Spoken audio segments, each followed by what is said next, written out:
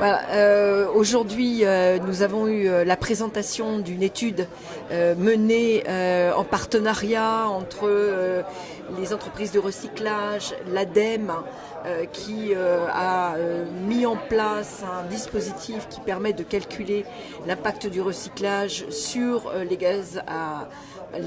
émissions de CO2 plus exactement et les impacts d'économie d'énergie.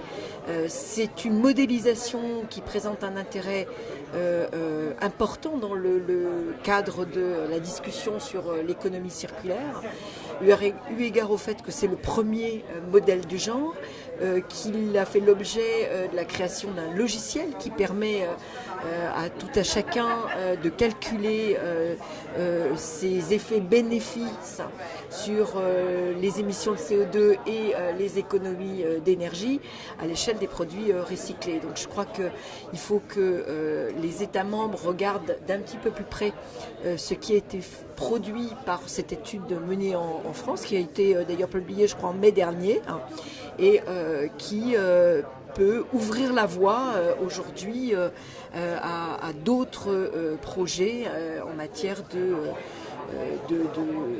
bénéfices CO2 et énergie du recyclage. Do you feel that in this area Europe is on the right track? Is there more that the Commission needs to do, or is there more that the Parliament is pushing for? What do you think is kind of important for the next steps in moving forward in this policy area and making sure that Europe benefits? Le Parlement a été très ambitieux dans le paquet économie circulaire, qui n'a concerné que la révision de 4 directives. Moi, j'aspirais à une vision beaucoup plus globale et une proposition plus globale du concept d'économie circulaire. Bon, il fallait commencer par quelque chose, commencer par les directives déchets.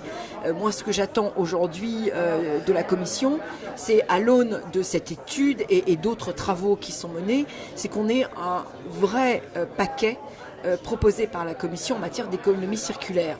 Alors, on peut avoir des ambitions, mais il faut que ces ambitions soient concrètes, qu'elles soient pragmatiques et qu'elles s'inscrivent dans une logique économique. Parce que on ne convaincra pas les citoyens, les collectivités, les entreprises sur la nécessité d'être dans cette logique d'économie circulaire si on n'encourage pas. Et donc, il va falloir qu'il y ait un certain nombre de dispositifs d'information, de sensibilisation des citoyens sur la nécessité de trier, de mieux trier, de collecter, d'avoir des lieux de collecte qui soient adaptés à la capacité des citoyens à aller vers ces lieux de collecte. Parce que moi je l'ai constaté en tant que maire d'une commune, il y a encore beaucoup trop de déchets qui traînent partout sur le territoire, qui ne font même pas l'objet de recyclage dans les centres de tri.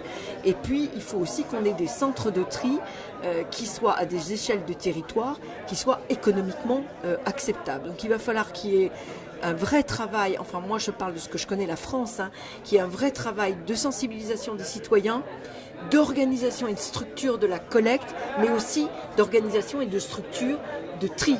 On ne peut pas continuer à avoir des centres de tri de petite échelle qui vont tout trier. Il faut se répartir les tâches sur un territoire de façon à être pertinent. Any other key messages that you had as a speaker today, or were there other things that people said here today that you think are really important in terms of this debate and moving forward? Ce qui, moi, m'a paru très intéressant, c'est la démarche des entreprises de recyclage qui ne sont pas dans une démarche fermée, mais dans une démarche ouverte, considérant qu'ils sont un des maillons de cette chaîne d'économie circulaire et que les bénéfices en matière d'émissions de CO2 et d'économie d'énergie doivent bénéficier à l'ensemble de la chaîne et non pas uniquement à l'acteur qu'il représente, à savoir les centres les industriels du recyclage. Et ça, je crois que c'est un message très fort. On est là sur un changement de culture et on a enclenché, en tous les cas à les écouter, la logique d'économie circulaire. Et ça, je crois que c'est un vrai message pour l'avenir de l'économie